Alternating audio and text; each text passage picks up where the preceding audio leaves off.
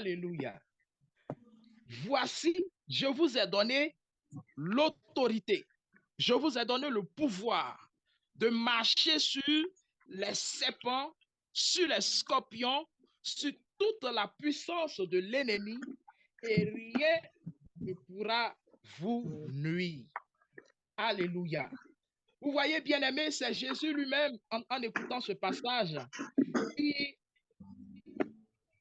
fait comprendre à ses disciples l'importance de l'autorité.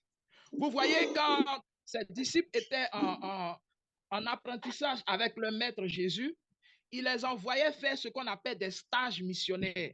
Vous savez, quand vous n'êtes pas encore établi véritablement par Dieu pour accomplir votre vraie mission auprès de votre Maître, auprès de celui-là qui est comme votre Élie, qui est votre mentor, vous pouvez faire ce qu'on appelle des stages missionnaires. On peut vous confier des espaces, on peut vous confier des choses, on peut vous confier certaines choses à faire, mais bien aimé, le temps n'est pas encore arrivé d'accomplir la mission véritable pour laquelle Dieu vous a appelé. Ça, ce n'est qu'un stage. Alors Jésus va envoyer ses disciples, il va envoyer ses disciples en mission. Il va leur donner ce qu'on appelle les instructions de la mission.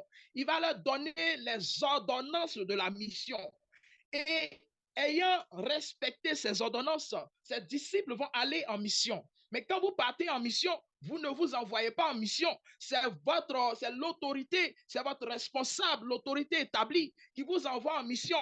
Alors quand vous allez en mission, vous revenez, vous devez rendre compte à votre maître, à celui qui vous a envoyé de ce qui s'est passé. Et c'est ainsi que les disciples étaient en train de rendre compte à leur maître. Ils étaient en train de rapporter ce qui s'est passé lors de la mission. Et ils disaient, waouh, que c'est merveilleux, que c'est glorieux. Quand nous sommes partis, même les démons nous étaient soumis. Quand on prie comme ça, même quand les démons s'en vont, ils étaient émerveillés de voir la puissance de Dieu se manifester dans leur vie. Alléluia.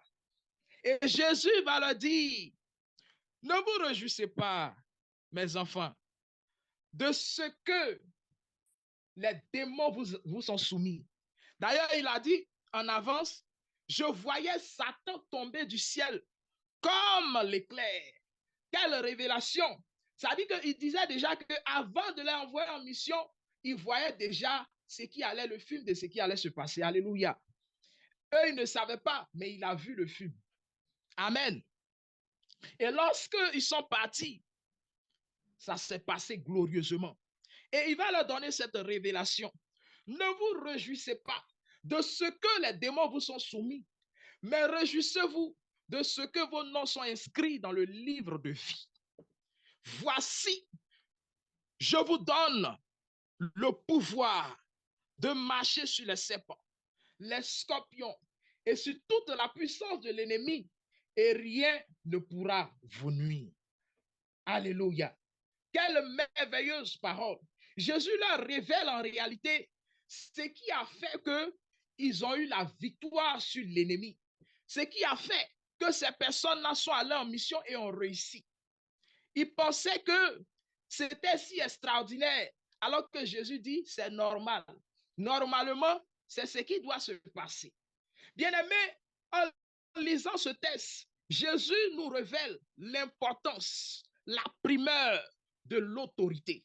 Permettez-moi, avant de parler de la prière d'autorité, de nous permettre de comprendre, de nous faire ce qu'on appelle cette introduction, de planter le décor par rapport au thème autorité.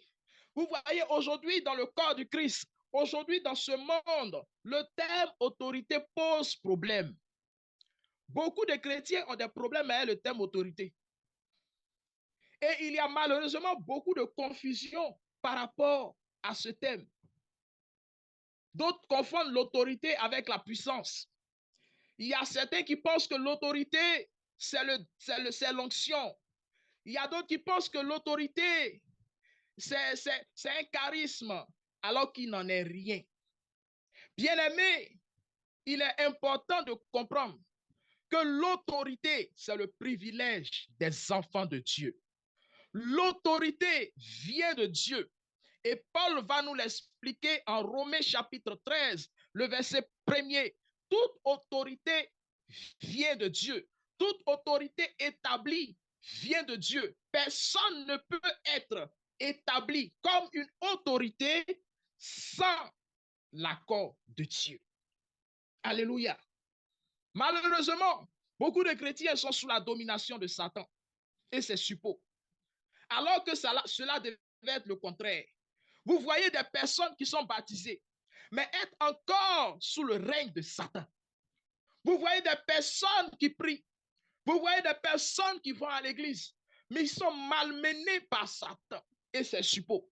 Vous voyez des vies qui sont bloquées, des destinées bloquées, des bénédictions bloquées par des soi-disant démons. Alors que spirituellement, un homme, un enfant de Dieu, il est supérieur, il a une autorité supérieure à celui du diable. Mais qu'est-ce qui explique le fait que le chrétien, malgré qu'il soit baptisé, soit encore sous la domination des œuvres des ténèbres? Bien-aimé, il y a problème. C'est simplement dû au fait que le peuple, les chrétiens, le chrétien que tu es, que je suis, manque de révélation. Osée va nous le dire. Osée chapitre 4, verset 6 va dire ceci. Mon peuple périt faute de révélation. Bien-aimé, je prie, toi qui m'écoutes, que la révélation soit ton partage au nom de Jésus. Je n'ai pas entendu ton amen. Amen. Que la révélation soit ton partage. Vous savez, la plus grave des choses qui puissent arriver à un chrétien, c'est de manquer de révélation. Vous savez, ceux qui règnent avec Christ, ceux qui marchent dans la domination, ceux qui établissent le règne de Dieu sur terre, sont des hommes et des femmes de révélation. Si tu es un chrétien, que tu n'as pas la révélation, bien-aimé, tu vas rester derrière. Et le diable va profiter de ton ignorance pour t'avoir. Parce que là où tu n'as pas la révélation, là-bas, tu expérimentes ce qu'on appelle le manque. Là-bas, tu expérimentes ce qu'on appelle la pauvreté. Là où tu n'as pas la révélation, tu es pauvre. Là où tu as la révélation, tu es riche. Alléluia, quelqu'un n'a pas compris. Amen. Là où tu as la révélation, tu prospères. Là où tu n'as pas la révélation, tu es pauvre. Quand tu marches sans révélation, le démon profite pour agir dans ta vie. Bien-aimé, je prie que la révélation soit ton partage. Que tu ailles de révélation en révélation. La Bible dit qu'il renouvelle ses bontés tous les jours dans notre vie. Chaque jour doit être un jour spécial de révélation. Tu dois marcher de révélation en révélation.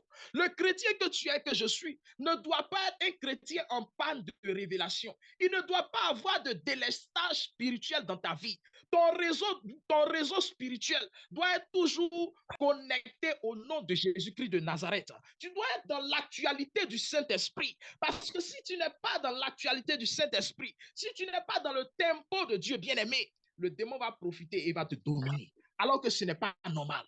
Bien-aimé, cette parole est la vérité. Mais qu'est-ce que nous constatons? C'est le contraire. Vous voyez même des chrétiens qui ont peur des sorciers. Alléluia. Ce n'est pas normal. Alors, bien-aimé, permettez-moi de définir le thème autorité. Le thème autorité vient du latin autoritas, qui vient lui aussi également du thème augere, qui veut dire augmenter.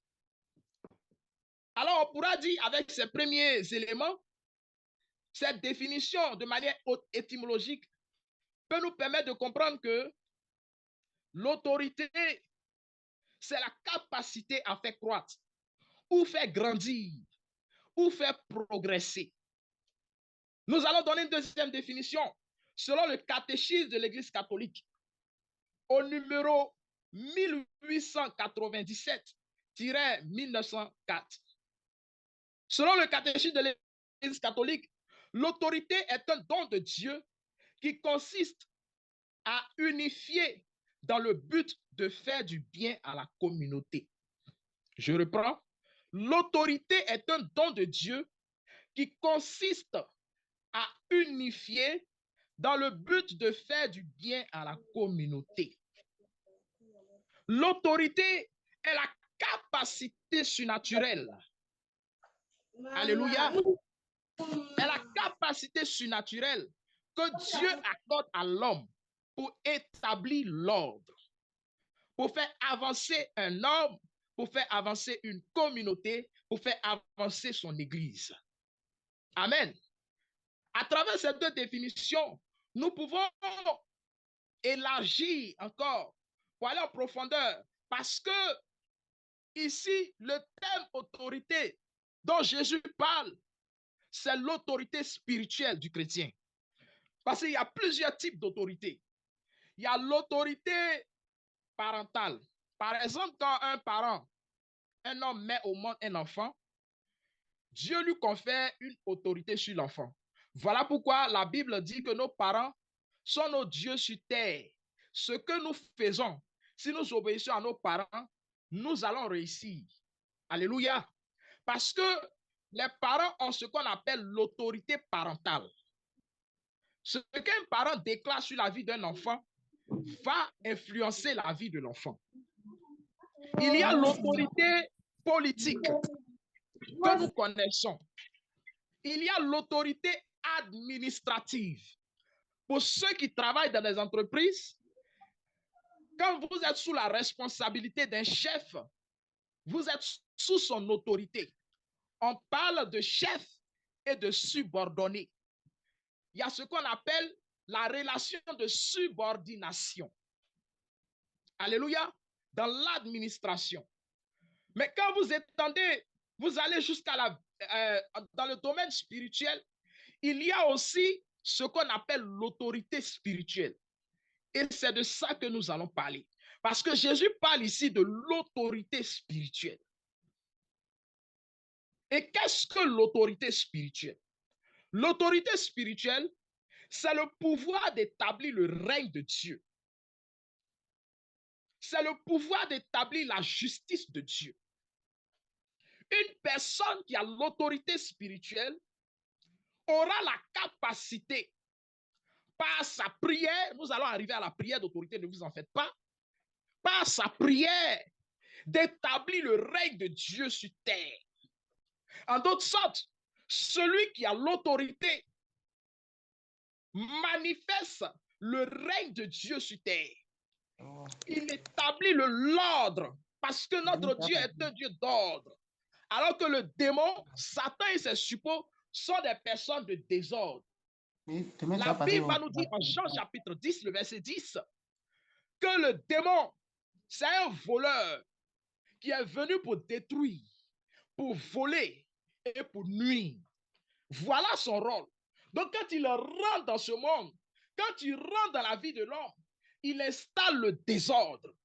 Il installe le désordre à travers le péché. Parce que le péché, en réalité, c'est un désordre, c'est un déséquilibre qui s'établit dans la vie de l'homme. Dieu a créé l'homme, corps, âme et esprit. Mais vous voyez, quand le péché entre dans la vie de l'homme, il y a un déséquilibre. Il n'y a plus d'équilibre. L'homme qui est normalement censé être esprit n'arrive plus à communiquer avec son Dieu parce que la loi de la chair va dominer ou va supplanter la loi de l'esprit. Alléluia. Et quand c'est comme ça, il y a un désordre. Et le démon profite de ce désordre-là qui est établi dans la vie de l'homme pour s'installer et pour étendre son règne. Il fait sa loi et il commande. Au lieu que ce soit Dieu qui dirige ta vie, c'est le démon qui dirige ta vie. Mais celui qui a l'autorité spirituelle a le pouvoir d'établir le règne de Dieu, a le pouvoir de mettre le démon à sa place, a le pouvoir de dire à Satan, tu vaux rien, dégage, et Satan dégage. Alléluia. Je déclare que toi qui m'entends, tu entres dans cette dimension au nom de Jésus-Christ de Nazareth. Amen. Alléluia. Bien-aimé, le démon n'a pas peur de ceux qui ont la puissance.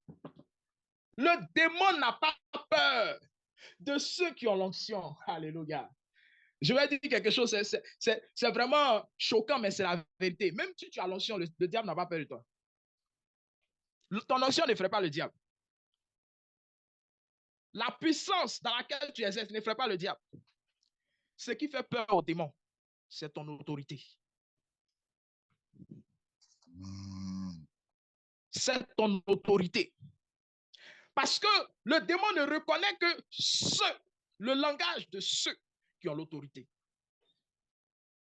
Je vous donne un témoignage. On était dans le renouveau, parce que moi, j'ai fait le renouveau avant d'entrer en communauté. Et on était en train d'apprendre un peu dans le ministère de la délivrance. Et on a notre berger formateur qui nous formait à la pratique. Alors, souvent, il y a des cas de délivrance et puis il nous met sur terrain. Il dit, il faut chasser. Et un jour, frères et sœurs, je ne vous le dis pas. Vraiment, ça faisait rire. Mais on était nouveau, on ne comprenait pas. On ne savait pas ce que c'était. On ne comprenait pas c'est quoi l'autorité, tout ça. On ne comprenait pas. Parce qu'il y a la connaissance théorique et puis il y a la connaissance intuitive. Frère, je ne parle pas d'une connaissance théorique. Dans le monde spirituel, il n'y a pas à faire de théorie. C'est la pratique. Alléluia. Et bien aimé, nous étions sur l'exercice. On nous a envoyé un démon, une personne qui était sous l'influence d'un esprit. On a prié. On a prié. Satan, sort. Satan, je te chasse. Satan, je te chasse. Tu es vaincu au nom de Jésus. J'envoie le feu. Le démon ne va pas. Ah! On a prié juste, on était fatigué. Et là, on a appelé le berger, notre formateur, parce qu'on ne comprenait pas cette histoire-là. On a crié jusqu'à nos voix même étaient cassées. Et lorsqu'on l'a appelé, il est arrivé et puis il n'avait pas duré, il n'avait pas fait 2 minutes. Alléluia. Il n'avait pas fait 2 minutes. Il dit au nom de Jésus-Christ de Nazareth, démon, dégage de sa vie, sort de son corps au nom de Jésus. Ça n'avait pas duré.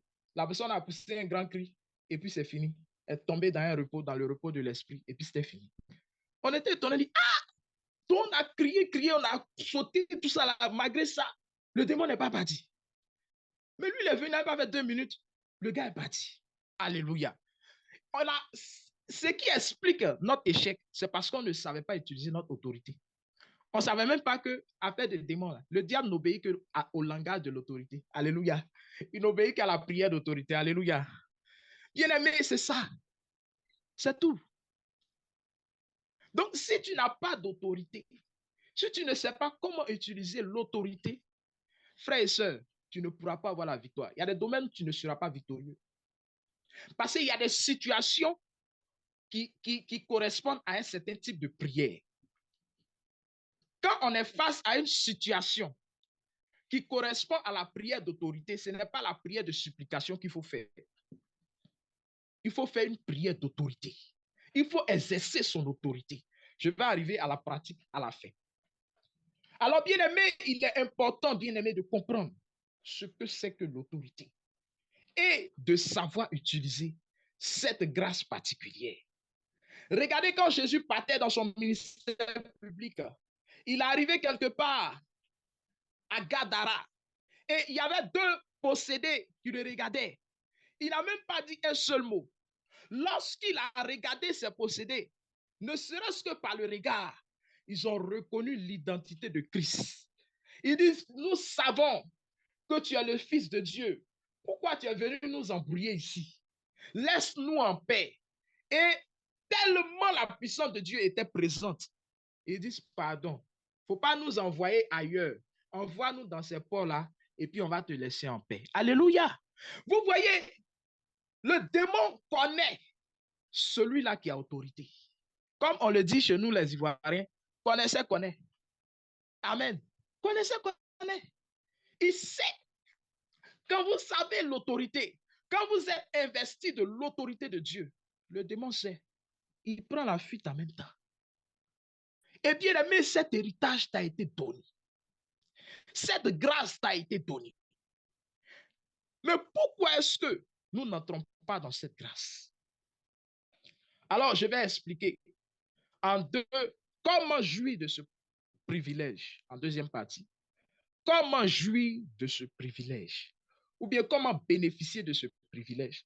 Parce que il est important de comprendre comment bénéficier de l'autorité avant de pouvoir faire la prière d'autorité.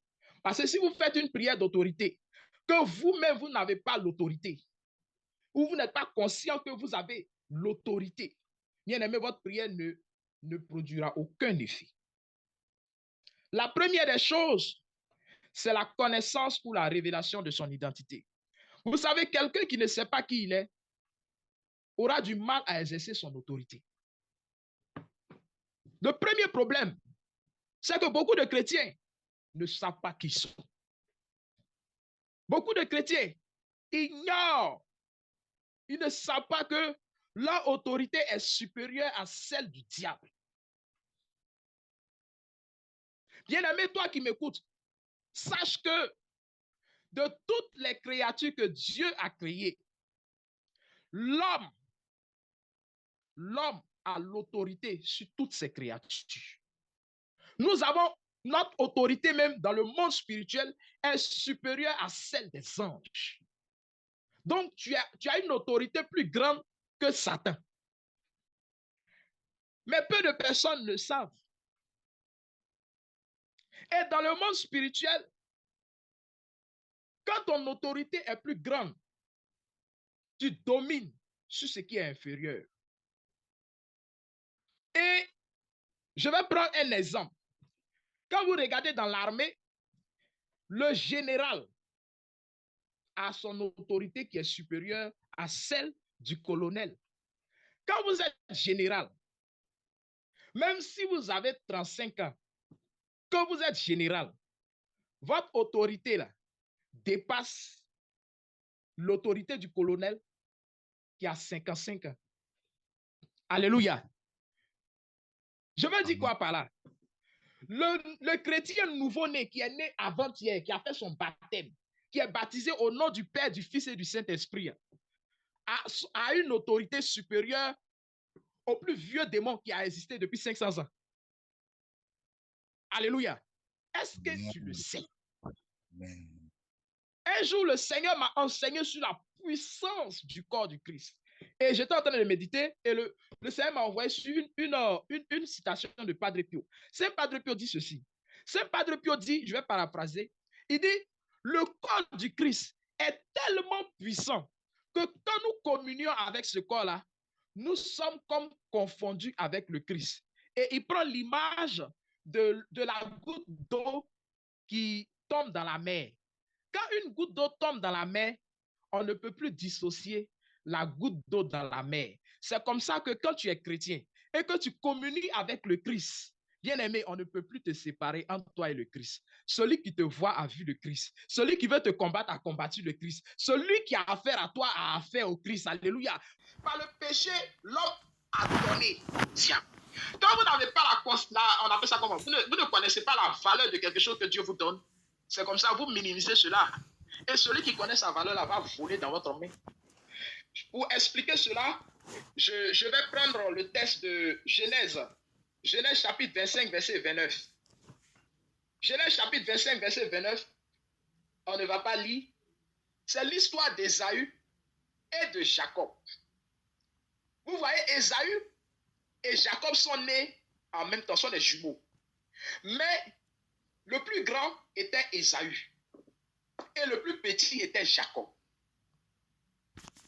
Nous vendons notre autorité au diable. Et le diable s'en sert pour nous dominer. Alléluia. Et c'est ce qui se passe dans la vie de beaucoup de personnes. Quand tu n'as pas la révélation de ton identité, quand tu ne sais pas que c'est un trésor qu'il faut briser, qu'il faut préserver, bien-aimé, tu vas vendre ton autorité au diable. Alléluia. Deuxième des choses, c'est la connaissance de la parole de Dieu. C'est la connaissance de la parole de Dieu. Parce que la parole de Dieu est remplie de l'autorité. Ma soeur, tu vas préparer le texte suivant, Proverbe chapitre 18, verset 21. La connaissance de la parole de Dieu. Frères et sœurs, si vous ne connaissez pas, si nous ne connaissons pas la parole de Dieu, nous n'aurons pas d'autorité. Parce que celui qui médite la parole de Dieu, celui qui la connaît, celui qui la médite jour et nuit, ce n'est pas pour rien que Dieu a dit à Josué, médite ma parole jour et nuit.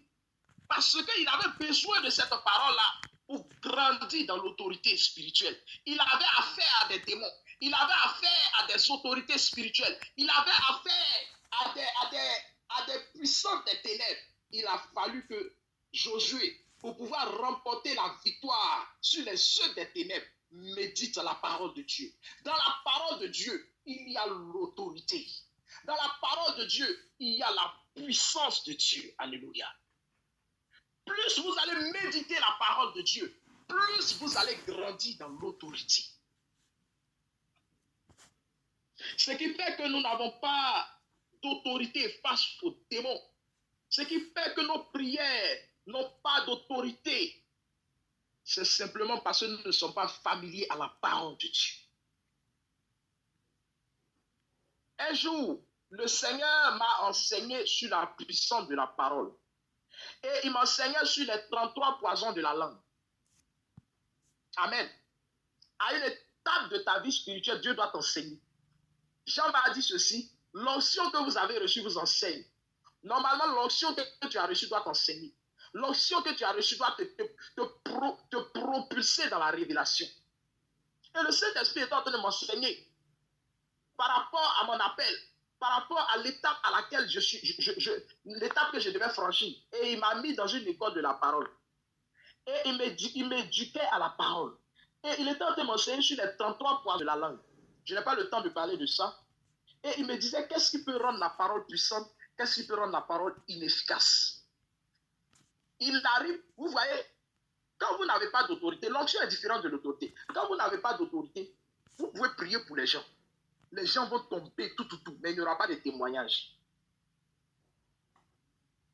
Il n'y aura pas de témoignage. Il y a des gens qui prient beaucoup, hein. Mais quand ils prient, il n'y a pas de témoignage. Frère, il manque l'autorité. Quand vous avez l'autorité, vos prières sont accompagnées de résultats. Il y a des signes, il y a des témoignages. Et ce qui fait que certaines personnes, malgré leur prière, aussi simple qu'elles soient, produisent assez de résultats, c'est l'autorité. Et elles savent utiliser leur langue. Parce que le moyen par lequel le Seigneur nous a donné, le moyen par lequel le Seigneur nous aide à utiliser la parole de Dieu, c'est la langue. C'est l'instrument de maniement de la parole. Vous savez, quand vous êtes un policier, vous devez être dans l'armée, vous devez maîtriser les instruments. Vous devez maîtriser celui qui est dans l'armée, qui doit être un bon militaire ou bien un bon policier ou un bon, je dis n'importe quoi, un bon gendarme. On lui apprend à manier les instruments pour pouvoir se défendre. On lui apprend comment utiliser le pistolet, les fusils, les armes à feu, les armes blanches, tout ça. Et l'une des armes par lesquelles la prière d'autorité est efficace et puissante, c'est la parole. Alléluia. C'est la parole. C'est la parole. Et ma soeur, je ne sais pas si tu as trouvé ce texte-là. Proverbe, chapitre 18, verset 21. Oui. Oui. La langue a pouvoir de vie et de mort. Ceux qui aiment parler en goûteront les fruits. Alléluia. Je paraphrase pour dire, la vie et la mort sont au pouvoir de la langue. Alléluia. Par la parole, tu peux apporter la vie. Par la parole, tu peux apporter la mort. Si tu veux que ta prière d'autorité soit puissante et efficace, il faut apprendre à utiliser ta langue.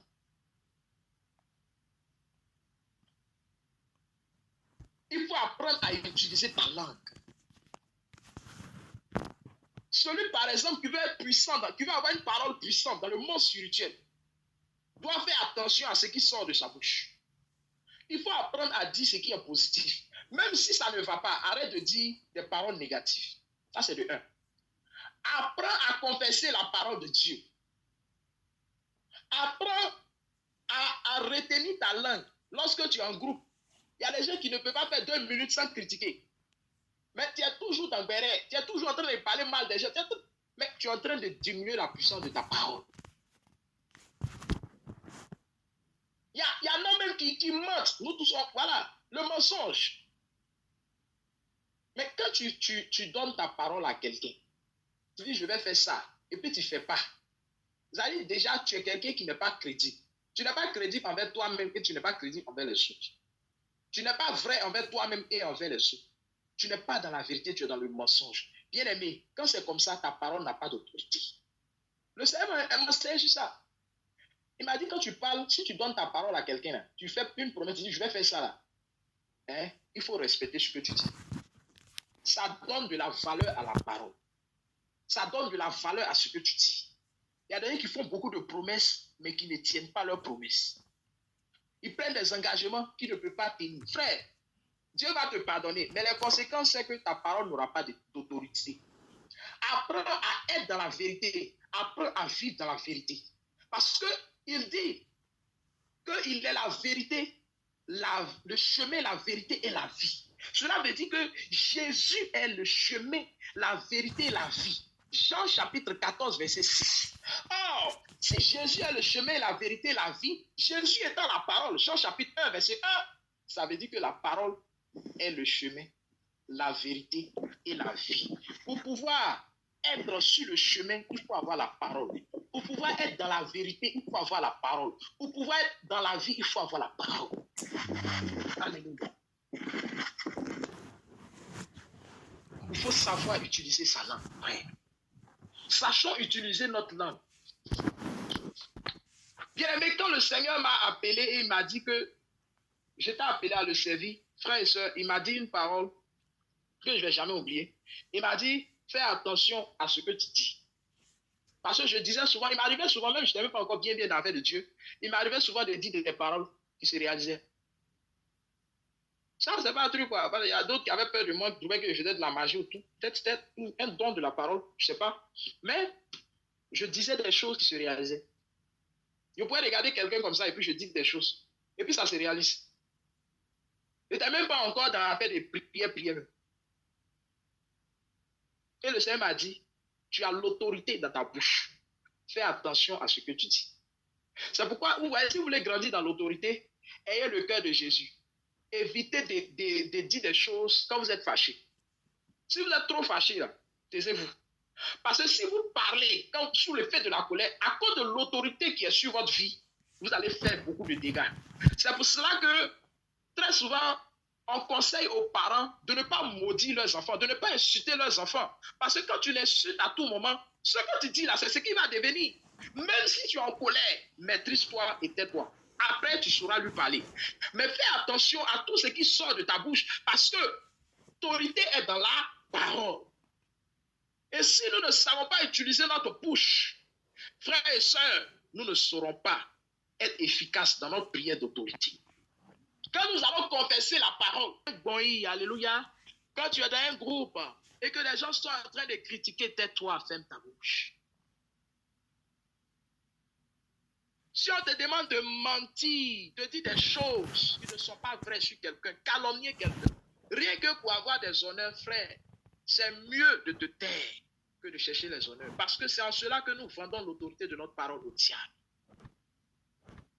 Passer tout notre temps à critiquer les autres, passer tout notre temps à injurier. Ta bouche est partout. Ta bouche est dans tout. Alléluia. Tu parles près. Alléluia. Mais tu parles beaucoup, mais ta parole n'est pas efficace. Dans le monde spirituel, ce n'est pas une affaire de parler beaucoup. Ce n'est pas une affaire de parler beaucoup. C'est une affaire d'autorité. Troisième des choses, c'est la confession de la parole face aux montagnes de nos vies. Vous voyez, je vais en venir et par là, je vais expliquer un peu comment se fait la prière d'autorité. C'est tellement simple. Vous voyez, comme je le disais au départ, la prière d'autorité se fait face à certaines situations. Il y a des situations, Dieu a besoin que tu parles pour qu'il agisse. Mais si tu n'es pas conscient que tu dois savoir parler face aux situations, tu dois parler à la situation pour que la situation dégage, tu vas faire des prières qui ne correspondent pas à ce cas. Et quand tu fais cela, tu n'auras pas de résultat. Il dit dans sa parole, si vous avez de la foi, vous direz à cette montagne, déplace-toi et elle se déplacera.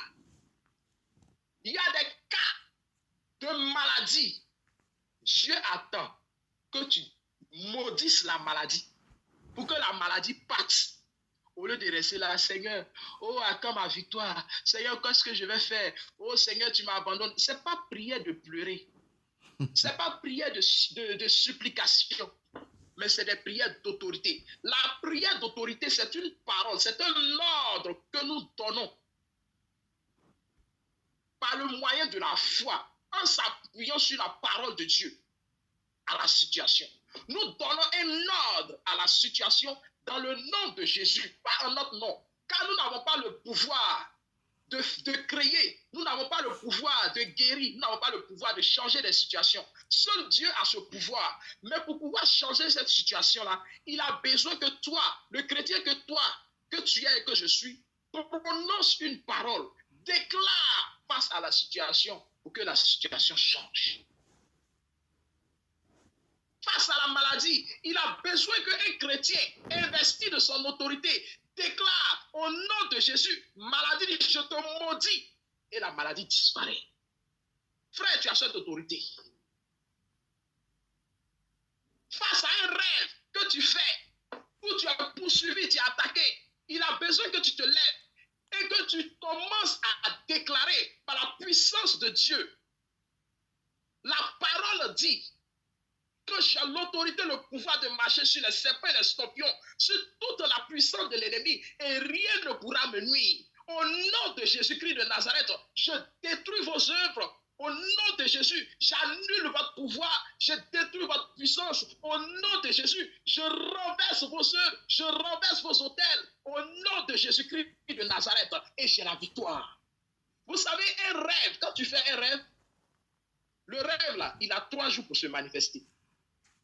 Il ne faut jamais négliger les rêves. Parce que Dieu nous parle pas des rêves. Vous voyez, les temps dans lesquels nous sommes actuellement sont des temps où les gens ont commencé depuis novembre, je dirais même septembre, à planifier des attaques, des flèches enflammées contre les enfants de Dieu. Mais, lorsque tu fais un rêve, le Seigneur te prévient. Mais il ne faudrait pas négliger ce rêve. Tu te lèves dans la puissance de Dieu, tu te lèves dans la foi et puis tu fais une prière d'autorité. La prière d'autorité, on commence d'abord par annuler ce rêve dans le sang de Jésus. La Bible dit en Apocalypse chapitre 12, verset 11, ils l'ont vaincu par le sang de l'agneau. Et par ce sang-là, tu annules tout ce qui est rêve démoniaque que tu fais. Et deuxièmement, tu commences maintenant à parler maintenant à la situation.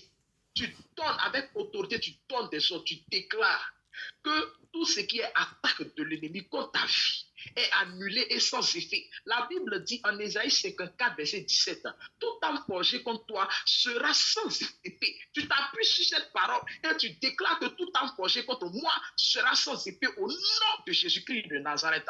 Quelqu'un qui m'entend ce soir, je déclare au nom de cette parole que tout âme forgé contre toi est sans effet au nom de Jésus-Christ de Nazareth. Amen. Alléluia. Amen. Amen. C'est ça la prière d'autorité. La prière d'autorité, c'est parler à la situation. C'est parler parce que tout ce qui est autour de nous a des oreilles. La maladie a des oreilles. Le chômage a des oreilles. Au lieu de pleurer face au chômage, commence à parler. Maudis le chômage. Je te maudis au nom de Jésus. Maudis la pauvreté. Maudis la misère. Maudis la galère. Maudis la maladie. Maudis les décrets qui ont été planifiés, programmés contre ta vie, contre ta famille. Tu as ce pouvoir. Tu as cette autorité. Mais tant que tu ne les aises pas, tu ne peux pas grandir. Saint Padre Pio va dire ceci. Plus on prie, plus on a envie de prier. Il dit plus on prie, plus on a envie de prier. Plus tu vas faire la prière d'autorité, plus tu vas parler aux situations, plus Dieu va te donner encore de grandir dans la puissance de Dieu. Alléluia. La dernière des choses, c'est la foi. Amen. La foi. On ne peut rien faire sans la foi. Il faut croire. Et je dirais même, il faut grandir spirituellement. Vous savez, tout chrétien qui naît spirituellement au moyen du baptême, à au moins un ange. Et plus vous êtes actif dans le monde spirituel, plus le nombre d'anges augmente. Plus vous travaillez dans le monde spirituel, plus vous priez, plus vous êtes en mission, plus vous priez pour les gens, plus vous êtes dans l'intimité avec Dieu, plus le nombre d'anges augmente. Plus vous croissez spirituellement, plus le nombre d'anges augmente. Et celui, par exemple, qui a un ange, et celui qui a 5 anges, est-ce qu'ils auront la même autorité? Non. Celui qui a un ange, quand il va déclarer au nom de Jésus, ça ne sera pas la même dimension que celui qui a 5 anges. Et je vais plus loin pour dire, ce qui fait que certaines personnes, même leur prière n'est pas efficace, c'est parce que leur ange n'a rien à faire. Il y a d'autres, leur ange dort. Leur ange dort, il s'ennuie. Tellement tu ne pries pas, tellement tu n'as pas une vie de prière, ton ange dort, il ne sait pas ce qu'il va faire. Amen. C'est pourquoi, bien aimé, il faut croire dans le spirituel. Pour que ton autorité, pour que ta prière d'autorité ait de la puissance, ait de la consistance dans le monde spirituel. Amen. Et je vais terminer par la troisième partie. Comment grandir dans l'autorité? Comment grandir dans l'autorité? La première des choses, comme je l'ai dit, c'est savoir utiliser sa langue. Apprends à dire de bonnes paroles. Même si tu es en galère, déclare tout ce qui est parole de prospérité, de richesse. Cherche les paroles de la Bible qui parlent de richesse. Et puis écris partout dans ta maison. Et proclame toujours ces paroles. Dis ce que tu veux voir arriver dans ta vie demain. Déclare cela. On parle de la déclaration prophétique. Mais la déclaration prophétique, elle est basée sur la prière d'autorité. Parce que tu parles avec autorité. Tu appelles à l'existence ce qui n'existe pas. Tu déclares et ça arrive. Une dame un jour m'a appelé. Elle était malade. Non, elle avait son fils qui était malade. Et elle me demande, frère, prie pour mon fils parce qu'il est malade. Ça ne va pas. J'ai dit, ok. Je lui ai demandé, toi tu es baptisé? Non, elle dit oui. Mais moi aussi je suis baptisé, c'est la même chose là. Elle dit non, vous là, comme vous priez, vous avez une grâce spéciale. Je dis non, ce n'est pas fait de grâce spéciale. Ce soir là, ce que le Seigneur me met à cœur, c'est que toi-même tu vas prier. Et par l'autorité que j'ai là, je vais prier pour toi et tu vas prier. Tu vas mettre ton autorité là, tu vas exercer ton autorité. Et quand tu vas imposer la main à l'enfant, il sera guéri. Est-ce que vous savez que les parents ont autorité sur leurs enfants? Le parent qui a autorité sur son enfant, au nom de l'autorité qu'il détient de Dieu, il peut déclarer des paroles sur la vie de l'enfant et puis ça va arriver. Cette femme-là s'est mise en mouvement et puis elle a commencé à déclarer la parole. Elle a commencé à prier. J'étais en ligne avec elle et puis elle a commencé à prier. Au nom de Jésus, je lui donne les paroles et puis je dis, il faut répéter. Au nom de Jésus, je déclare, je maudis la maladie au nom de Jésus. Je maudis dans cette situation au nom de Jésus et je déclare la guérison. Alléluia. Elle a maudit la maladie, elle a déraciné la maladie et elle a planté la guérison. Les minutes qui ont suivi, l'enfant s'est levé et il a commencé à bien se sentir. Elle me rapportait après que l'enfant avait été guéri. Amen. On n'a pas besoin d'un don spécial de guérison pour exercer l'autorité. C'est savoir utiliser sa langue. Trop de chrétiens sont restés muets. Trop de chrétiens sont restés face aux situations, en train de murmurer, en train de pleurer. Ah, quand ma victoire, Dieu, tu m'as abandonné. Seigneur, je ne sais pas comment faire. Seigneur, dis un mot. Ce n'est pas dire un mot, c'est toi-même qui dois dire un mot. Ce n'est pas Dieu qui doit dire un mot, c'est toi qui dois dire un mot. Parce qu'il a mis dans ta bouche l'autorité pour vaincre les œuvres des ténèbres. Deuxième des choses, la sanctification. La sanctification est un exercice que Dieu te permet de faire pour pouvoir grandir dans l'autorité. Vous savez, l'autre nom de la sanctification, c'est l'éducation. C'est l'éducation. En réalité, la sanctification, c'est une éducation de Dieu. Quand Dieu t'éduque, il te sanctifie. Il te dit arrête ça. Il dit ne fais plus ça. Mais ce n'est pas facile parce que tu aimes ça. Ta chair aime ça. Et puis il te dit ne fais pas. Parce qu'en laissant au fur et à mesure, en te détachant de ce qui va t'empêcher d'entrer véritablement dans la présence de Dieu, d'entrer véritablement en intimité avec Dieu, d'être en accord avec la parole de Dieu, va te permettre de croire dans l'autorité. Si vous avez l'onction et que vous ne vivez pas une vie de sanctification, vous n'aurez pas l'autorité.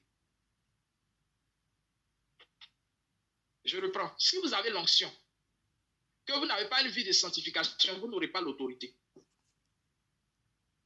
La sanctification fait grandir l'autorité. C'est pourquoi la Bible va nous dire, en Hébreux chapitre 12, verset 14, sans la sanctification, nul ne peut être agréable à Dieu. Vous savez, avec l'autorité, on rentre dans l'agrément de Dieu. On commence à être agréable à Dieu. Vous savez, quand vous êtes agréable à Dieu, Dieu s'identifie à vous. Il se reconnaît en vous. Et quand le démon est face à vous, il ne vous voit plus. Il voit le démon. Il voit Jésus. Il voit Jésus. La sanctification, en réalité, c'est pour notre bien. Quand Dieu nous appelle à la sanctification, c'est pour que nous puissions lui ressembler. Car nous sommes appelés à ressembler à Jésus. Amen. La troisième des choses qui va nous permettre de grandir dans l'autorité, c'est la consécration. Alléluia. Ça, c'est le grand frère de la sanctification. La consécration. La consécration, elle est encore plus complexe, elle est encore plus profonde. Dans la consécration, Dieu te met à part. Consécration vient du terme sacré avec. Dieu te rend spécial, Dieu te réserve pour. Et quand Dieu te réserve pour, il y a des choses, il y a ce qu'on appelle des instructions prophétiques. Il y a des choses que tout le monde peut faire, toi tu peux pas faire. Il s'établit entre toi et Dieu une alliance personnelle. Parce qu'il y a l'alliance universelle, mais il y a l'alliance personnelle. Il y a l'alliance collective, mais il y a l'alliance personnelle. Ton alliance n'est pas mon alliance. Quand tu commences à avoir une vie de consécration, il y a des choses que tu ne peux plus faire. Dieu va te dire ne fais plus ça. Tout le monde peut faire, mais toi tu ne dois plus faire. Tout le monde peut aller en boîte, mais toi tu ne dois plus aller en boîte. Tout le monde peut regarder tel film, mais toi tu ne dois plus regarder. Tout le monde peut dormir jusqu'à une certaine heure, mais toi, à une certaine heure, tu dois te réveiller. Parce que c'est ton heure d'alliance avec Dieu. La consécration implique une certaine exigence de Dieu à ton égard. Ce n'est pas facile. Mais quand tu réussis à entrer dans une vie de consécration, frères et sœurs, ton autorité est terrible. Le démon a peur de ceux qui ont une intimité avec Dieu. Il n'a pas peur de ceux qui prient. Il a peur de ceux qui ont une intimité avec Dieu. Parce que prier ne veut pas dire avoir une intimité avec Dieu. Prier est le moyen par lequel nous entrons en relation avec Dieu. Mais à travers ce moyen, nous devons arriver à une intimité, à l'épousaille mystique avec Dieu.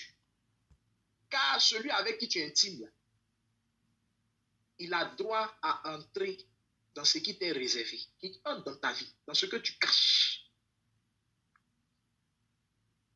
Le diable a peur de ceux qui ont une intimité avec Dieu. Et quand tu as une consécration avec Dieu, tu as une intimité véritable avec Dieu. Ta prière d'autorité va agir. La Bible dit que Josué a maudit la ville de Jéricho. 400 ans plus tard, quelqu'un est venu se lever pour dire qu'il veut rebâtir les murs de Jéricho. Il est mort. Il a été frappé par l'ange. La parole s'est réalisée 400 ans plus tard. Quelle autorité! Quelle autorité! La Bible dit, il y a quelqu'un qu'on appelle Élie. Lui, il ferme le ciel, il ouvre le ciel. Quand il rentre, il parle au roi. Le roi est obligé d'obéir. Parce que ses paroles étaient puissantes. Il avait une autorité. Mais Élie était un homme consacré. Élie était toujours dans la présence de Dieu. Élie passait tout son temps à jeûner. Dans le jeûne et la prière. Il avait une vie de consécration. Vous voyez, quand je ne sais pas si vous voyez dans l'ordre des carmélites. Les carmélites, c'est ceux qui font les trucs de oraison là. Les carmélites, là, ont leur spiritualité qui est basée sur la spiritualité d'Élie.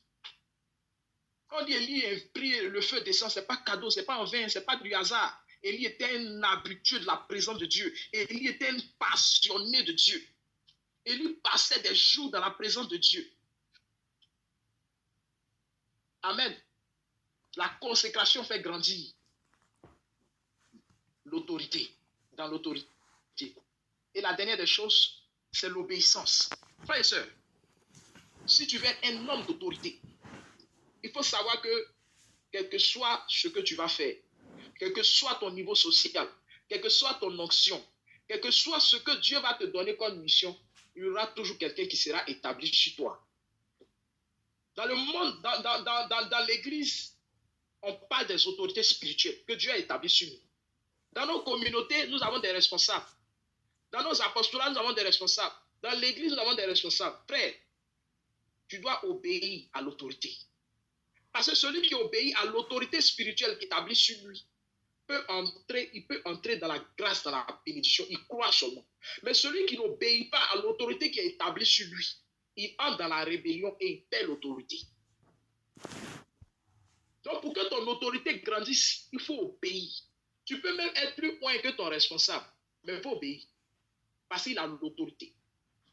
L'onction est différente de l'autorité. Quand tu obéis à celui-là qui est établi sur toi, c'est à Dieu que tu obéis. C'est pourquoi dans l'Église catholique, l'obéissance a une valeur très grande. On regarde à l'obéissance. Même pour discerner un appel, pour discerner un charisme, on se laisse pas, l'Église ne se laisse pas impressionner par seulement les miracles et tout ça. Mais l'Église regarde aussi la vie de celui qui porte le charisme et regarde aussi son niveau d'obéissance. C'est là que beaucoup d'hommes de Dieu, beaucoup de femmes de Dieu qui parlent en langue se sont arrêtés. C'est là que les grands hommes qui font marcher les paralytiques se sont arrêtés. L'obéissance. Frères et sœurs, l'obéissance a un prix. Mais l'obéissance a un prix très grand.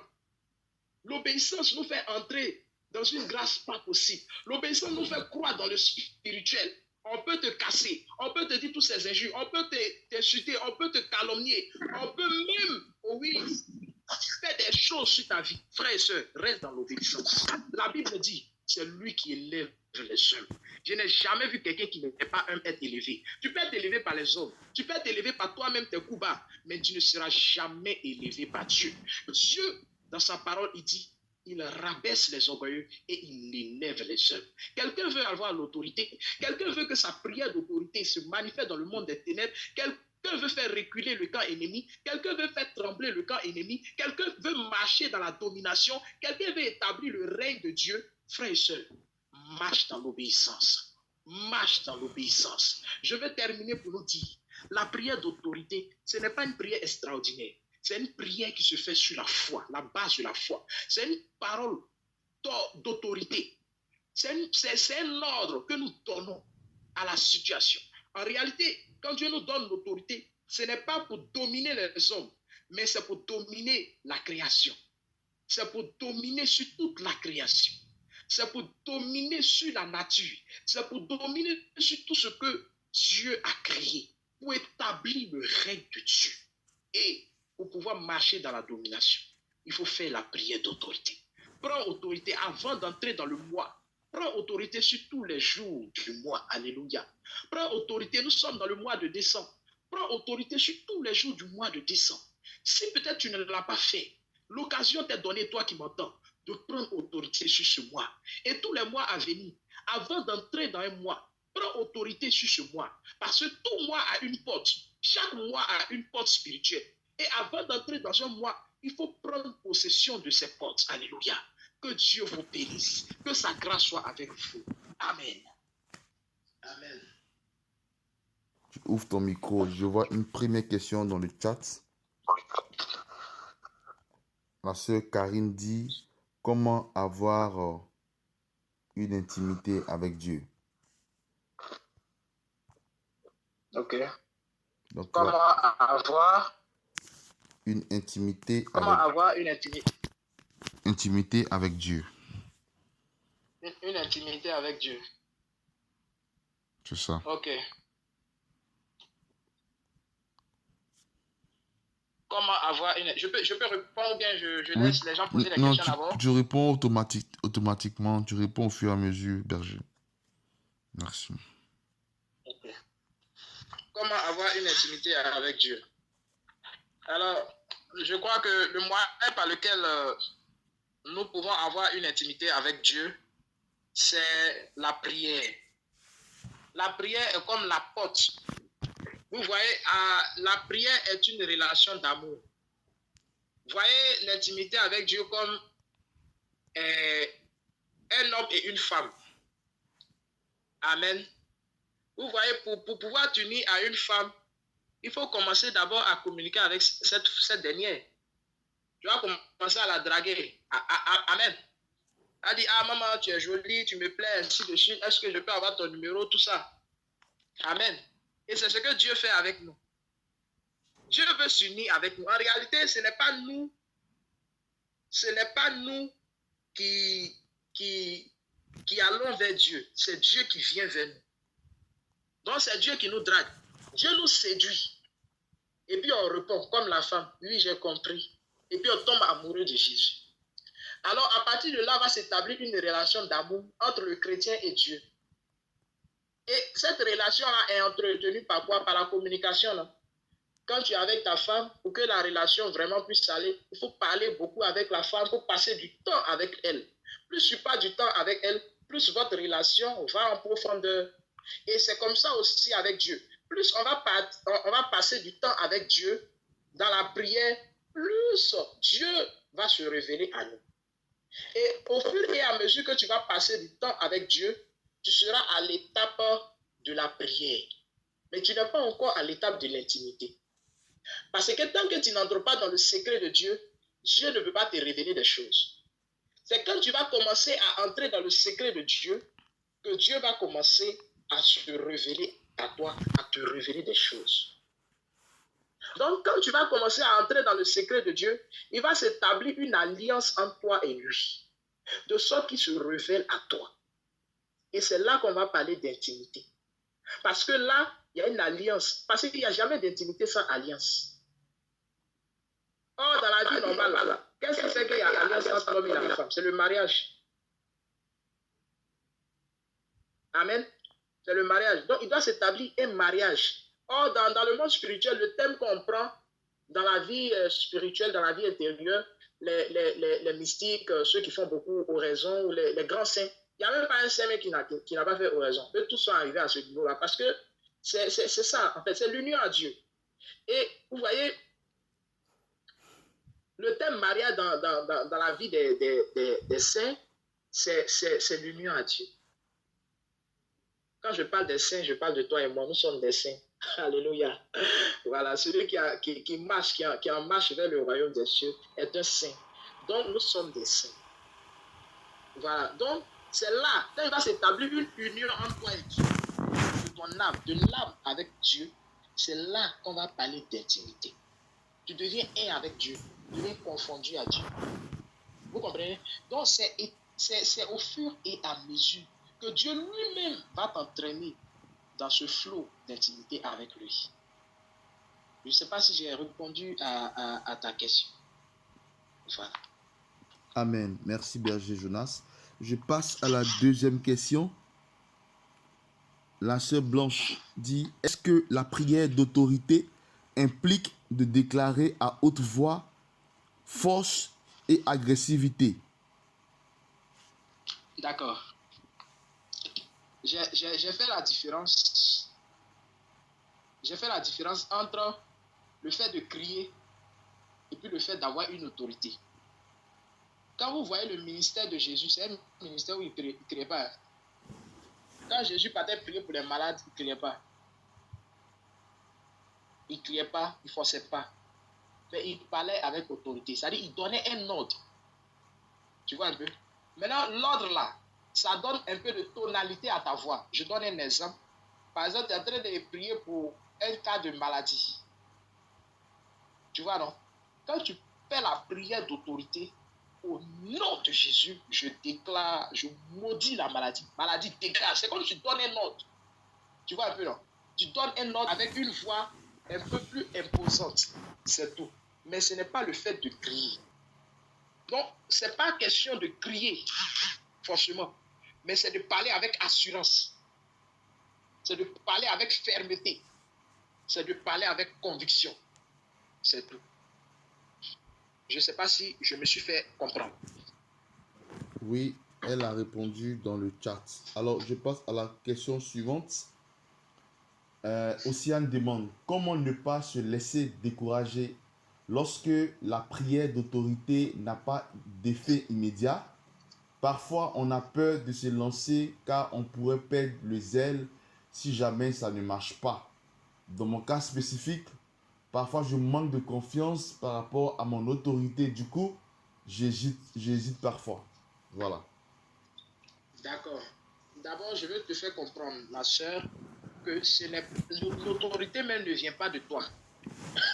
Personne n'a l'autorité, comme je l'ai dit dans l'enseignement. L'autorité vient de Dieu. C'est Dieu qui nous donne son autorité. En fait, nous travaillons avec l'autorité du Christ. Tu vois, non? C'est comme si c'est un dépôt. C'est permanent, c'est là. Maintenant, cette autorité-là peut être en veilleuse si tu ne sais pas l'utiliser. Maintenant, si tu sais utiliser, ça va se manifester, ça va produire des effets. Maintenant, si tu ne sais pas utiliser, ça va mourir. C'est là le vrai point. Comment l'utiliser? Comment l'utiliser? Est-ce que je suis dans les dispositions spirituelles pour utiliser cette autorité? J'ai parlé un peu de certaines dispositions. Comment utiliser la langue? Est-ce que je sais utiliser ma langue? Est-ce que je développe ma vie de sanctification? Est-ce que j'ai une vie de consécration? Est-ce que je suis dans l'obéissance? Est-ce que j'ai une véritable intimité à Dieu? C'est d'abord ces éléments-là qu'il faut traiter. Est-ce que je suis conscient de qui je suis? Vous voyez, je n'ai pas parlé de l'identité spirituelle. Vous savez, dans l'identité spirituelle, là, il y a l'identité spirituelle de tous les chrétiens. Nous sommes tous citoyens du royaume des cieux. Vous voyez, non? Le fait que nous soyons chrétiens, on est tous citoyens du royaume des cieux. Mais dans un pays, là, est-ce que tout le monde a le même grade? Il y a préfet, il y a commerçant, il y a professeur, il y a tout. Et puis chacun a son niveau. Vous voyez, quand vous commencez à aller en profondeur avec Dieu, Dieu va vous révéler en réalité votre vraie identité. Ton identité, là, c'est sur ta carte d'identité, n'est-ce pas? Quand tu arrives quelque part, tu fais un voyage où on veut contrôler, on veut connaître ton identité, on dit sors ta carte d'identité. Sur ta carte d'identité est écrit ton nom, n'est-ce pas? Ton nom, là, ce n'est pas le même nom que moi je porte. Donc, dans le monde spirituel, Dieu doit te révéler ton nom. Je donne moi mon témoignage, par exemple. Moi, je sais que je suis chrétien, je suis fils de Dieu, j'ai l'autorité, ainsi de suite, n'est-ce pas? Mais au fur et à mesure que j'ai commencé à croire dans mon intimité avec Dieu, Dieu m'a révélé mon identité. Il m'a dit mon nom. Il dit, toi, tu es ambassadeur du Christ. Tu vois un peu? C'est dans la prière, j'étais en train de lire un livre. Et puis, il m'a révélé, ça sonnait comme ça. Il m'a révélé mon nom, ma véritable identité, mon nom. Je suis dans le monde spirituel, je suis ambassadeur du Christ. Donc, moi, je dois vivre mon nom. Je dois manifester le règne de Dieu. Ça, c'est ce que je dois faire. Et à partir de là, il s'établit un programme de mission. Après le nom, il y a la fonction. N'est-ce pas? Peut-être tu es étudiant, tu es élève, mais après, là, tu vas devenir quelqu'un dans la société. Tu dois jouer un rôle particulier. Tu vas exercer une fonction. Donc, dans affaire d'identité spirituelle, là, il y a plusieurs étapes. Donc, il faut que déjà Dieu te révèle véritablement qui tu es. Et ça, c'est dans la révélation, dans la prière. Il ne s'agit pas de forcer. Parce que quand on a l'autorité, on ne force même pas. Donc, si tu pries que c'est pas trop, il n'y a pas trop de résultats, il faut travailler d'abord sur ta relation avec Dieu. Il faut travailler d'abord sur ton intimité personnelle avec Dieu. Laisse le Seigneur se révéler à toi et te révéler véritablement ce à quoi il t'appelle. Quel est ton nom? Et il va te dire, vous voyez, il y a des gens, par exemple, là, il a dit, quand tu commences à prier, il dit, si toi tu fais rosaire, je prends un exemple banal, il dit, toi là, si toi tu fais rosaire, les gars vont fuir. Il y a des gens comme ça. Donc, pour toi, ton arme, là, c'est le rosaire. Mais si tu n'as pas d'identité, tu vois, non? Si tu ne sais pas, je ne dis pas si tu n'as pas d'identité, si tu ne sais pas qui tu es, tu vas vouloir faire comme un gars qui, lui, son alliance, c'est avec la parole. C'est vrai, nous lisons tous la Bible. Mais ceux qui ont une alliance avec la parole, c'est dans la parole qu'eux puisent leur puissance. Il y a d'autres, c'est dans le chapelet qu'eux puisent leur puissance. Donc, il faut savoir, en fait. Quand tu vas faire ça une fois, deux fois, tu commences à véritablement vivre dans cette intimité-là à travers le chapelet ou à travers le rosaire. Petite parole que toi, tu as prononcée dans ta prière d'autorité, là. Au nom de Jésus, ce que ça va faire dans le monde spirituel. En réalité, c'est cela. Donc, ce que je pourrais te dire, c'est de véritablement travailler sur ton intimité avec Dieu et de laisser Dieu se révéler ton identité pour que tu puisses grandir dans cette autorité-là. Quand c'est comme ça, tu vas voir que tes paroles que tu vas prononcer là, seront puissantes. Et n'aie pas peur du résultat que ça va donner. Parce que si tu as peur, c'est parce que tu ne sais pas, peut-être tu n'as pas encore cette révélation que ton autorité est plus grande. Ce n'est pas une affaire de peur, parce que l'autorité même que tu as là, ça dépasse tous les démons réunis. Donc, quand tu vas parler, là, ça aura effet forcément. Naturellement, ça doit avoir des effets. Donc, que Dieu t'aide à véritablement entrer dans une véritable intimité avec lui. C'est ce qui va déclencher, ce qui va donner la puissance à ta prière d'autorité. Amen. Merci beaucoup, frère Jonas. Merci. Merci, Benjamin Jonas. On va passer à la prochaine question. Tu peux déjà ouvrir ton micro rapidement et poser ta question. Merci. Alors, je crois il y a pas de questions dans le chat. Et D'accord. s'il n'y a pas de questions dans le chat et qu'il y a plus de questions, cela veut dire que le message est rentré. On va passer à la troisième phase, la phase Frère de... Stéphane, excuse-moi, mais il y a une question que tu n'as pas vue. Ok, ok, allez-y, posez la question. Alors, je vais lire la question parce qu'elle est dans le chat. Alors, le frère demande s'il y a une heure à laquelle il faut faire la prière d'autorité. D'accord. S'il y a une heure à laquelle il faut faire la prière d'autorité. Bon, là, ça va dépendre de ce pourquoi tu fais la prière d'autorité. Sinon, en réalité, il n'y a pas d'heure. Il n'y a pas d'heure pour faire la prière d'autorité. Parce qu'à tout moment, Dieu est à l'œuvre. Dieu, il est en dehors du temps. C'est 24 heures sur 24. Vous voyez? Maintenant, ça dépend de quel type de prière d'autorité que tu fais. Par exemple, si c'est une prière d'autorité par rapport aux œuvres des ténèbres, une prière de combat, vous voyez, non? Ce genre de prière-là, c'est des prières qui ont généralement les heures, c'est entre 0 heure et 3 heures du matin. Parce que à partir de 23 heures, les sorciers commencent à sortir de leur corps. À 0 heure, ils commencent à opérer dans le monde spirituel. Jusqu'à 3 heures, 4 heures. À partir de 4 heures, ils commencent à entrer dans leur corps, à retourner dans leur corps. Vous voyez? Donc, ces heures-là sont très spirituelles. C'est pourquoi l'heure minuit est une heure très, très spirituelle, dans le monde spirituel. Donc, généralement, les heures de combat, les temps de combat, c'est entre 0 heure et 3 heures, 4 heures. Donc, si tu veux faire une prière d'autorité par rapport, pour briser les œuvres des ténèbres, pour annuler tout ce qui a été programmé contre ta vie, pour annuler tout, pour briser tout ce qui est malédiction, tout ça, par rapport à un cas précis, il faut faire ça entre 0 heure et 3 heures, accompagné de certains psaumes, tels que par exemple le psaume 35, Seigneur, attaque ceux qui m'attaquent, combat ceux qui me combattent, saisis bouclier et cuirasse, et lève-toi pour me secourir. Vous voyez, fais ces prières-là dans la foi avec autorité. Il faut faire toujours les prières sur la base de la parole de Dieu. Vous voyez? Maintenant, si c'est une prière qui, si c'est une prière de bénédiction, tu veux déclarer les bénédictions, tu veux annuler les malédictions, tu veux déclarer les bénédictions. Les déclarations de bénédiction, c'est à partir de 4 heures, de 4 heures à 5 heures.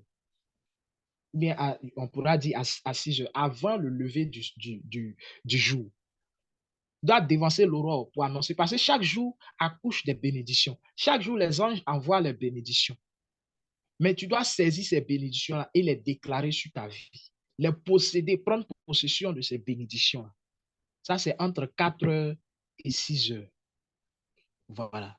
Donc, voilà un peu, on peut dire, par rapport à des cas particuliers, des heures de prière, des moments où l'atmosphère ou l'environnement spirituel est dégagé et est favorable par rapport à un certain type de prière. Voilà. Mais sinon, on peut faire la prière d'autorité à tout moment. Matin, le soir, à midi ou à 14 heures. À tout moment, tu peux faire la prière d'autorité. Si le Saint-Esprit t'inspire et te met à cœur de prier, tu pries. Parce que la prière d'autorité aussi se fait avec le Saint-Esprit. C'est le Saint-Esprit qui va te pousser à donner une parole.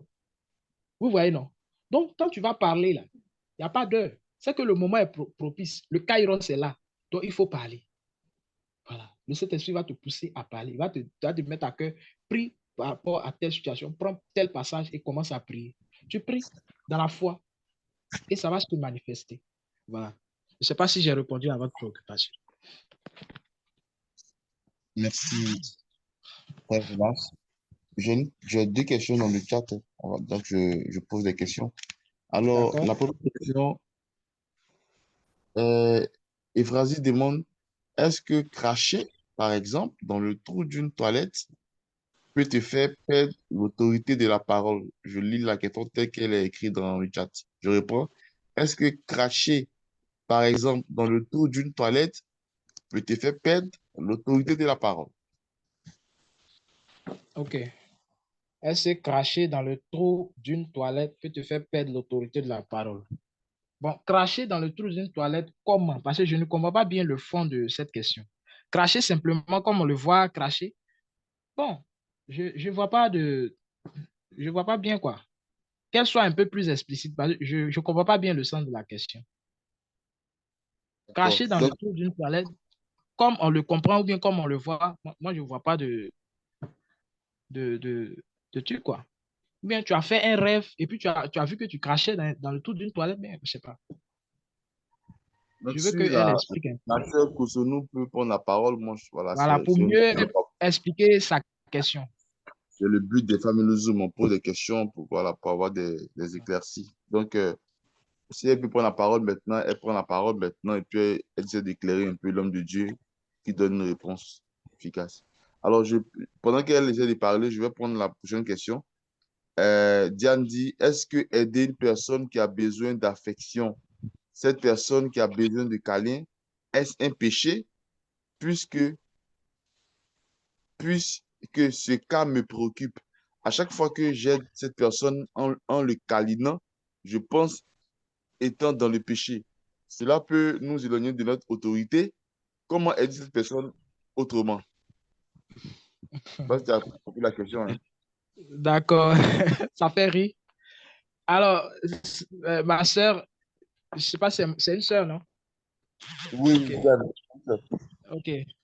Alors, Diane, ma sœur Diane, ça dépend de la relation qu'il y a entre toi et cette personne.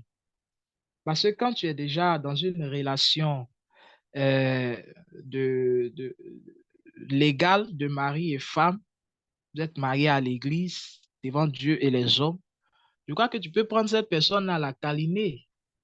Mais quand tu vas prendre, par exemple, quelqu'un, par exemple, surtout du sexe opposé, et que tu vas câliner cette personne, et que cette personne-là, c'est à partir de ton câlin que son problème d'affection est résolu, ça sous-entend que toi-même, tu t'ouvres, tu es en train de t'exposer aux œuvres des ténèbres, c'est-à-dire au péché.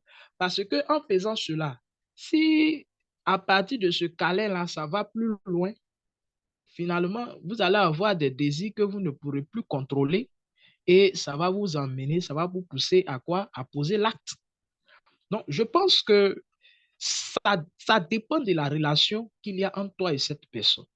Si c'est une personne qui n'est pas dans ton intimité, c'est-à-dire ce n'est pas ton homme, ce n'est pas ta femme, quand je parle de homme-femme, c'est mariage à l'église, hein.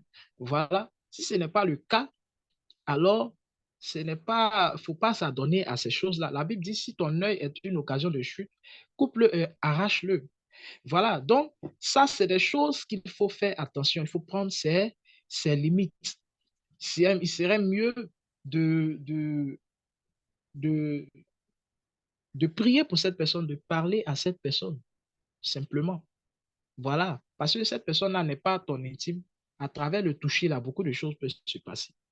Donc, il faut faire attention, ce que je peux dire à cette sœur, et il prend plutôt une autre méthode qui pourrait t'aider à ne pas tomber dans le péché. Voilà. Sinon, ce n'est pas un péché. Faire à tout à quelqu'un, prier pour quelqu'un qui souffre. Voilà, il n'y a pas de problème. Ça, ce n'est pas un péché. Mais ça peut te pousser à autre chose. C'est ça, ce qui est derrière là. C'est ça qui fait peur. C'est ça qui est dangereux. Voilà. Donc, il faut plutôt procéder d'une autre manière. Il y a plusieurs manières de consoler quelqu'un. Voilà. Si c'est quelqu'un qui est blessé, il faut discerner la cause de sa blessure. Il faut un accompagnement et puis échanger avec cette personne-là, suivre cette personne, prier pour que cette personne-là aille jusqu'à la guérison intérieure. Voilà. Mais ce n'est pas en câlinant la personne que sa situation va changer. Merci. Merci, Berger.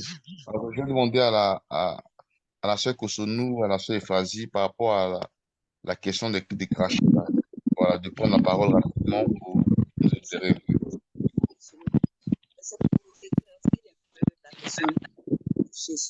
Dans les toilettes.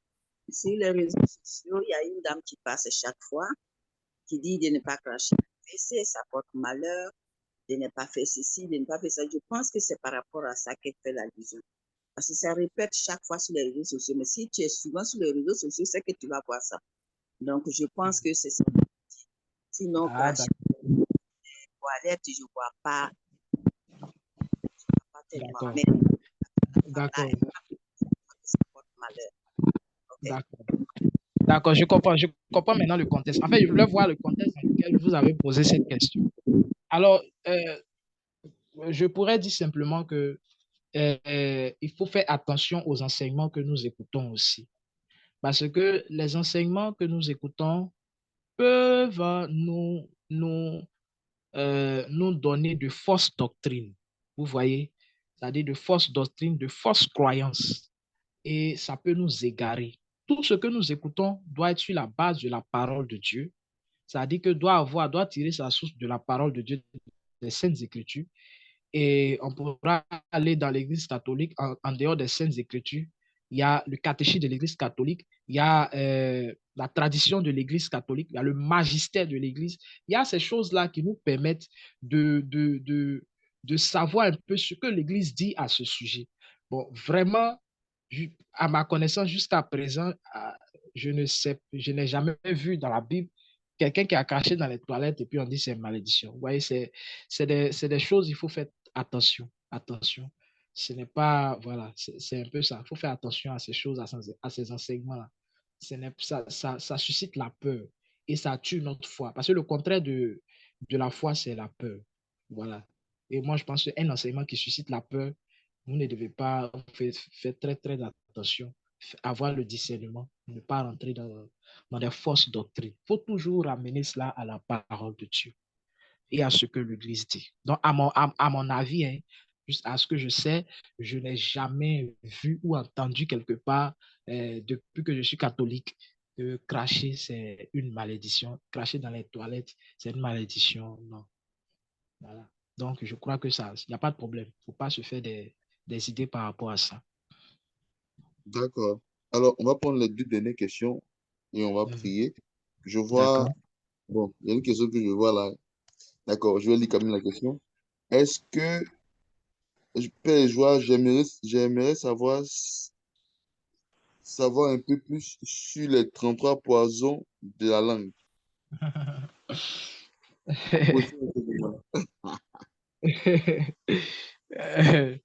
Je ne peux pas donner cet enseignement-là, c'est tellement long. Mais ce que je peux donner, les 33 poisons de la langue, c'est toutes les paroles qui sortent de la bouche, mais qui ne confessent pas le nom du Seigneur. Par exemple, je peux te donner quelques poisons. Quand on parle de poisons, c'est des poisons spirituels, ce n'est pas physique. Ça, en fait, ce sont des paroles qui diminuent l'autorité que nous avons. C'est des paroles qui diminuent l'autorité que nous avons. Il y a le mensonge. Le mensonge, par exemple, est un poison de la langue. Les murmures.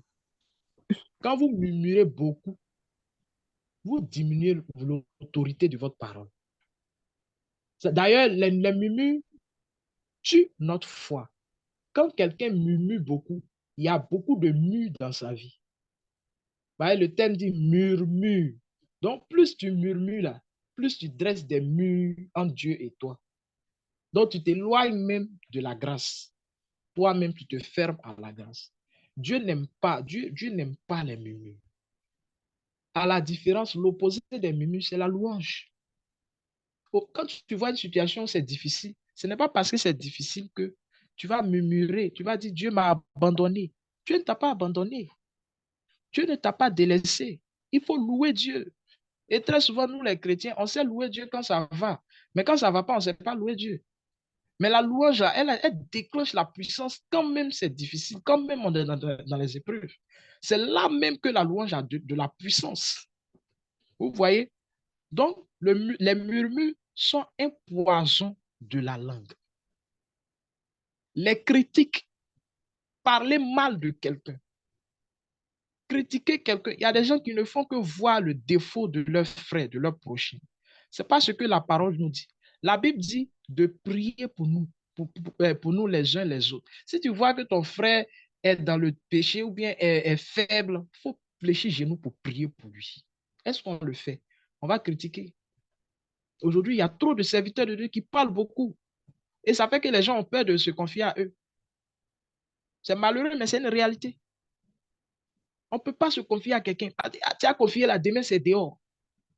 Il n'y a pas de discrétion. Mais la discrétion, le fait de garder secret, là, mais c'est une qualité extraordinaire pour un serviteur de Dieu. Et même, je vais plus loin, ce n'est pas forcément quelqu'un qui sert le Seigneur. Même pour un chrétien, je veux dire. Mais les gens passent beaucoup de temps à critiquer. Ils parlent beaucoup. Ça parle, mais ça diminue la puissance de la parole. Les moqueries. Il y en a tellement. Si on veut parler, on ne pourra pas finir d'énumérer. Voilà. Donc, et puis ça, c'est un enseignement vraiment personnel que le Seigneur m'a donné. Voilà, je pense que bon, si le Seigneur nous fait la grâce peut-être de un jour parler de la parole de Dieu, de la puissance de la parole, peut-être que nous pourrons essayer de parler de ces choses-là. Mais voici un aperçu des poisons de la langue. Voilà. Merci. Merci, berger. Alors, on prend la dernière question et on prie. L'homme de Dieu dit, est-ce qu'on peut faire seulement des prières d'adoration sans faire des demandes à Dieu? Je veux savoir si c'est bien ainsi. OK. Les prières d'adoration sans faire des demandes à Dieu. En réalité, la vraie adoration, on ne parle pas à Dieu. En réalité, là, la vraie adoration, on ne parle pas à Dieu. Parce que c'est quoi même tu vas dire à Dieu qui ne sait pas? Quand tu adores Dieu, c'est comme si tu es hypnotisé en fait. Tu regardes Dieu. Tu es ébloui devant la grandeur de Dieu. Tu contemples Dieu. Maintenant, en contemplant Dieu, tu lui déverses tes misères. Seigneur, voici mes misères. Déverse tes misères, tes douleurs. Tu lui déverses, tu déposes à ses pieds. Et lui, il te transmet sa vie. Il te transmet sa force. Il te transmet sa parole, sa grâce. Donc, c'est un échange. Même si tu parles, même si tu ne parles pas, quand tu es devant la présence de Dieu, il y a forcément quelque chose qui se passe. Ça, c'est peut-être la révélation que beaucoup de chrétiens n'ont pas. Quand tu fais beaucoup l'adoration, il arrivera des moments où tu n'auras plus de mots à dire à Dieu. C'est quoi tu vas lui dire même qui ne sait pas. Mais le fait même d'être devant Dieu, dans la présence de Dieu, là, déjà, c'est-à-dire, il y a un échange qui s'établit. Même si tu dors devant l'adoration eucharistique, je ne parle pas d'oraison, parce que l'oraison, c'est encore plus complexe. Mais devant l'adoration eucharistique, là, devant le Saint-Sacrement, même si tu dors, même celui qui dort, il est là, il a été dormi. Dieu est heureux parce qu'il est dans sa présence. Et il ne peut pas sortir de cette présence-là sans que Dieu ne lui communique une grâce. Donc, je veux dire que ce n'est pas forcément nécessaire, en fait. Ce n'est pas forcément nécessaire.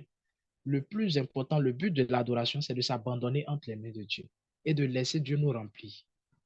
C'est ça le sens de l'adoration, en fait. Voilà. Je ne sais pas si j'ai répondu à votre question. J'espère que le berger a répondu à la question du frère. Et les frères, nous bénissons Dieu pour cette phase 2. Nous allons passer à la phase 3, la phase de prière prophétique. Amen. Amen. Alléluia. Amen. Pendant que je suis en train de...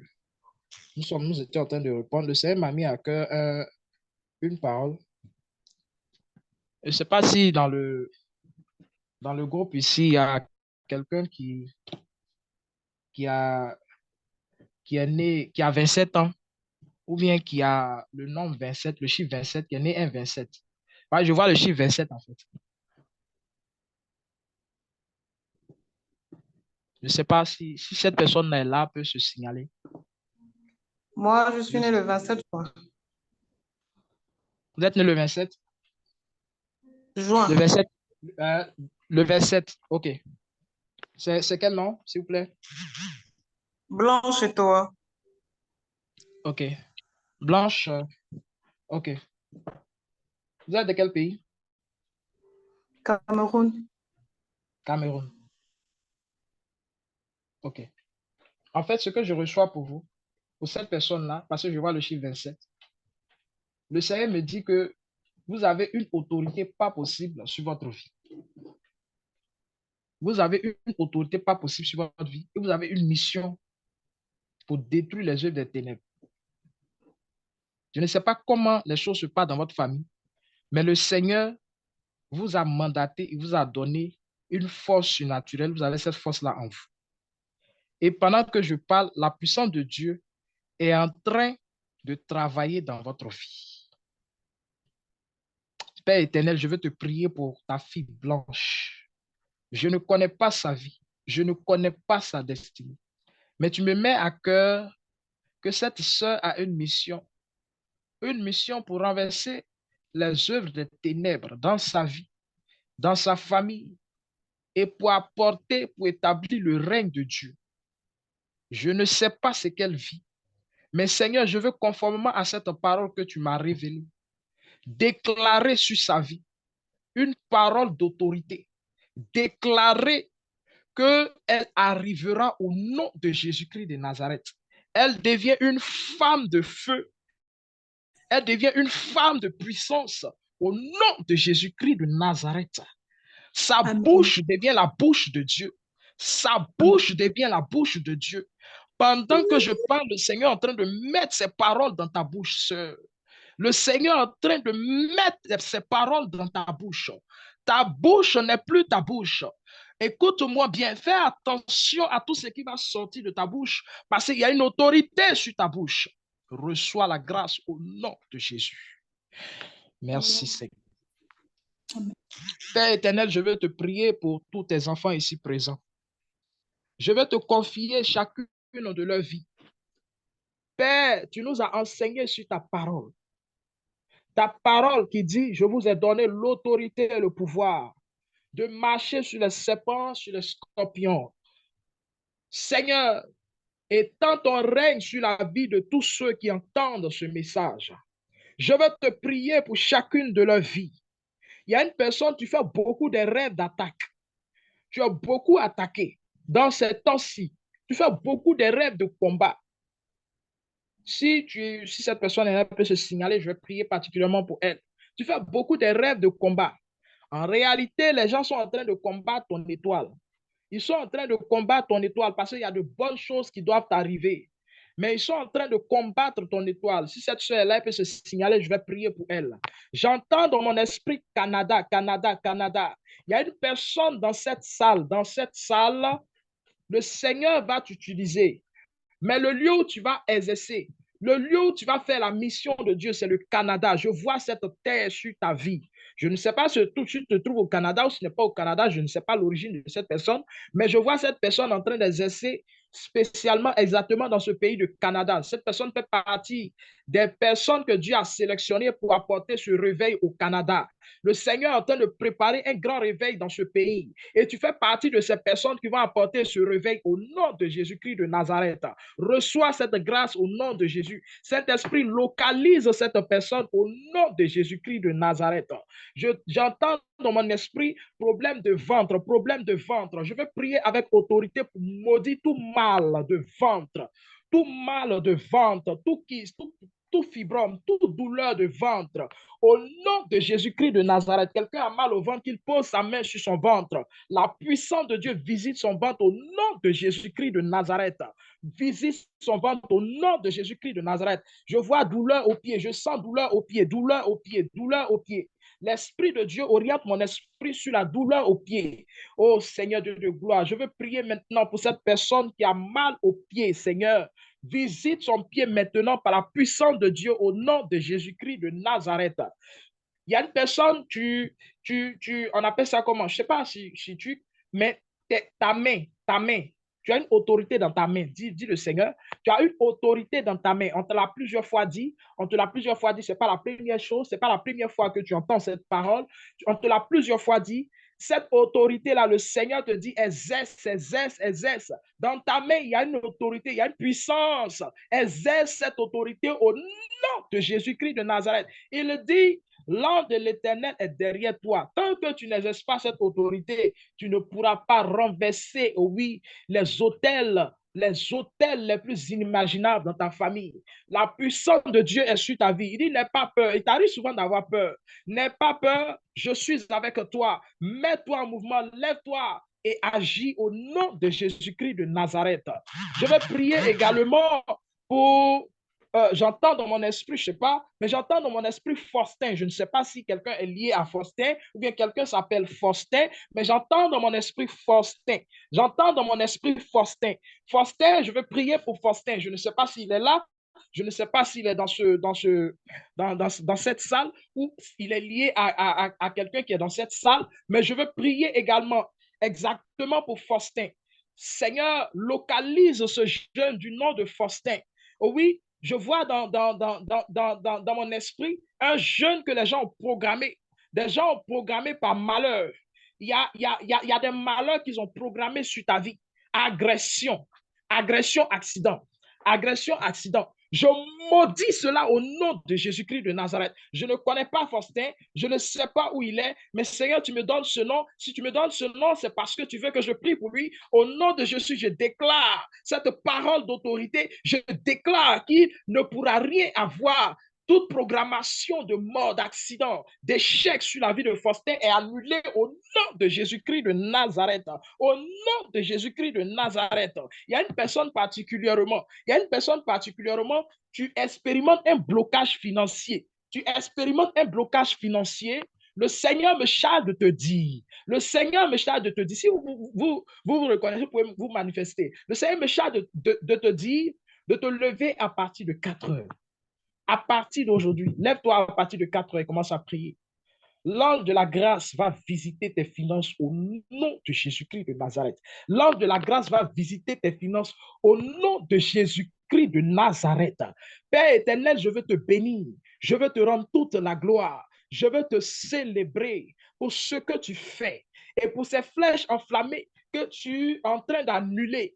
Au nom de Jésus, par l'autorité que tu m'as conférée, j'annule toute flèche maléfique de programmation d'accident, de programmation d'échec, de programmation de malheur, de programmation de maladie sur la vie de tes enfants au nom de Jésus-Christ de Nazareth, ainsi que les membres de leur famille au nom de Jésus-Christ de Nazareth. Je déclare maintenant par l'autorité que tu m'as conférée, je déclare que nul, oui, ne vivra ces malheurs au nom de Jésus-Christ de Nazareth. Je déclare que tous ceux qui m'écoutent actuellement à l'instant T entreront dans cette année de 2024 au nom de Jésus-Christ de Nazareth. Je déclare la vie au nom de Jésus. Je déclare la santé au nom de Jésus. Je sens dans mon esprit, je sens douleur au niveau de la colonne vertébrale. Je sens douleur au niveau de la colonne vertébrale, jusqu'à la hanche. Je sens cela fortement. Le Saint-Esprit te visite maintenant au nom de Jésus-Christ de Nazareth. Béni soit ton nom, Seigneur. Je veux bénir ton nom pour ce que tu fais et pour ce que tu feras encore. Pour ce que tu feras encore dans la vie de tes enfants. Je veux te consacrer leur nuit. Je veux te consacrer leur vie.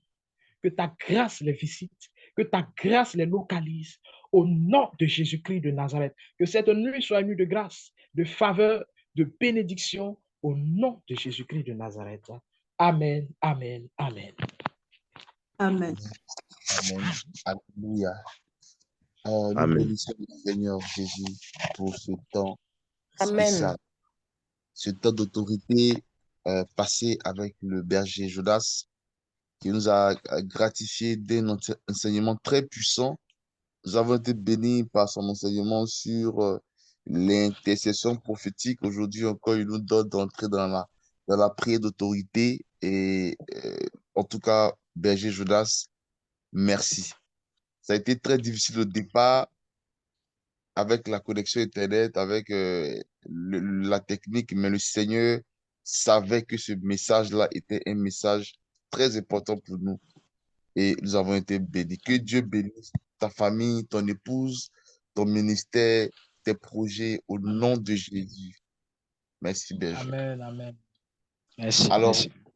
merci encore. En tout cas, c'est le prédicateur, c'était un prédicateur officiel de Family Zoom. Je pense que nous aurons la joie de recevoir fréquemment cette plateforme-là afin d'être édifiés par la parole et la profondeur de Dieu qui émane de sa vie. Merci encore, frère Jonas. Dieu te bénisse De rien. abondamment. Merci beaucoup. Merci. Alors, nous allons passer aux informations et nous nous retrouvons encore la semaine prochaine, le samedi prochain, avec un autre thème très puissant également. Et nous voudrons dire encore à des personnes, tous ceux qui ne sont pas dans le groupe international, le numéro qui est en dessous de l'affiche. Voilà, tout en bas de la CREA, 01 52 96. Envoyez-nous un message WhatsApp cette nuit-là maintenant pour nous dire, en écrivant simplement Family Zoom. Et nous allons vous mettre dans le groupe.